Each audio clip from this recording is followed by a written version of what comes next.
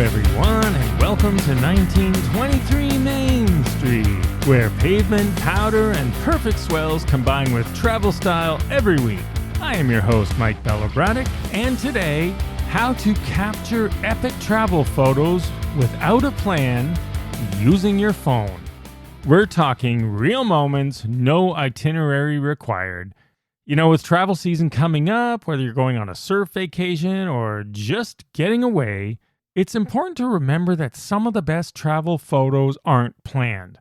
They happen somewhere between getting lost and not caring, that side street you don't mean to turn down, a little stretch of shoreline you found by accident, a moment when the light is just right. I'm not talking about golden hour, which has become everywhere. Everyone's a golden hour expert suddenly. But I'm talking little moments of reflection off something where you're the only one who notices it. So to get those really epic and memorable photos, you don't need a full itinerary with photos pre-planned or perfect timing or any of that stuff. You just need to be present in the moment, moving a little slower, knowing how to see what's already happening. So here's a few tips for how to capture better travel photos using only your phone with no pre-planning required. First of all, stop looking for the shot. The fastest way to miss a great photo is spending your time trying to recreate one you've already seen on Instagram or somewhere else. Travel photos are getting repetitive. Everybody's chasing the same thing, the same angles, in the same places. It's really boring.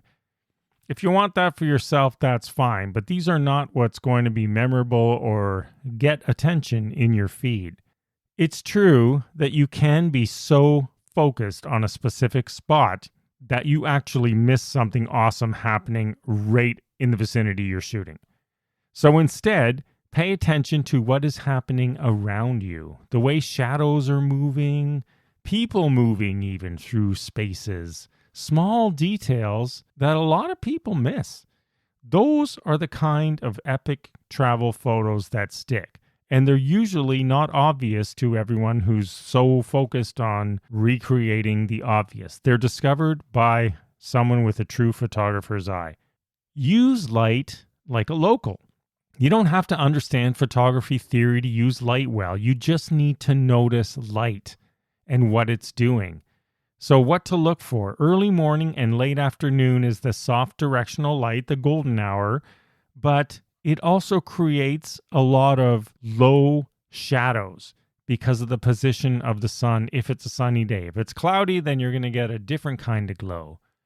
Side light creates that depth and texture. It's really cool, and if you get a shadow off something, you can get some pretty dramatic photos. Same goes for backlighting and silhouettes. I love those kind of photos. They're really classic, and you can get some really cool ones where everybody else is trying to make their skin look great in golden hour. Midday sun, of course, that's harsh. But even then, you can really lean into it and do the opposite. Go for high contrast, strong shadows, bold shapes. If it's a blue sky day in a picturesque area, you can get some of those really dramatic, almost editorial style magazine photos. If something looks good to your eye, it'll usually look good in a photo. And hey, gone are the days when I started in photography, we had to develop our film to see what we got. It's not like that anymore, so shoot away. Speaking of the old days, one thing has not changed. Really simple. Move your feet. It changes everything. Most people take photos right from where they're standing. They put their camera out in front and they shoot. That's the easiest way to get average results. So take a few extra seconds and step closer or change your angle, shoot lower or higher.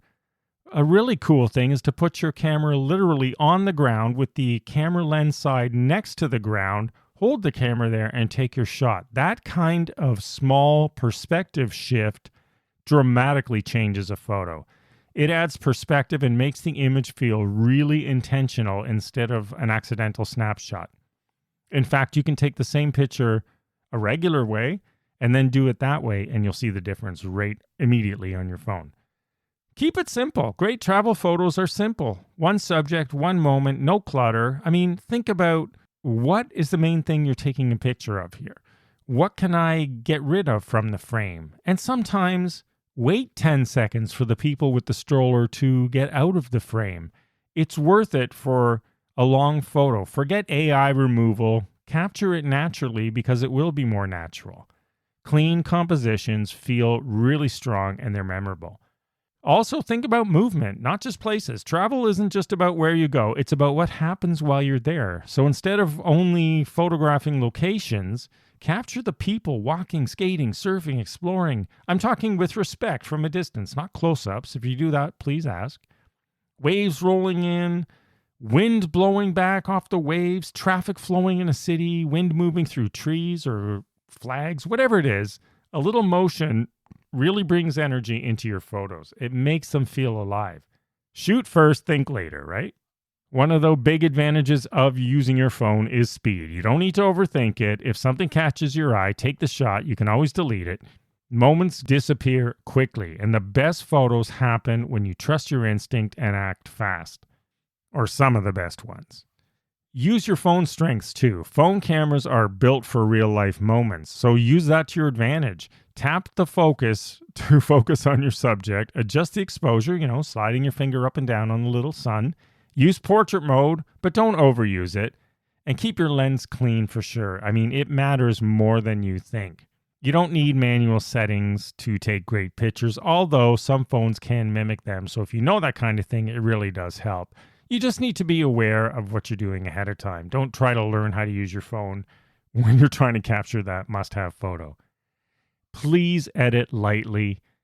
I mean, I'm so sick of over-edited just filters that look absolutely ridiculous. I can't believe people post them, and they must post them thinking they look great. They look ridiculous. So editing should enhance the photo, almost look not done, not change it completely.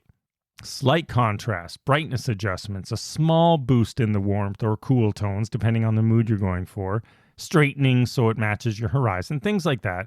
If it starts to look overdone, then it is overdone, and you'll know in your gut, I don't want to post this. A great thing is to let yourself get lost. Some of the best travel photos come from those unplanned detours. We're all about gear up, get lost here at 1923 Main Street. So when you're not rushing to the next location, you start to notice things. Take the long way. Walk without a destination. Put your phone away until something makes you take it out. That's usually when the good stuff happens. Most of all, don't overthink it. You don't need perfect gear, perfect timing. You don't need a content plan. You just need to be there and be aware. In the manufactured world of social media that we live in, these repetitive photos everyone posts get really boring.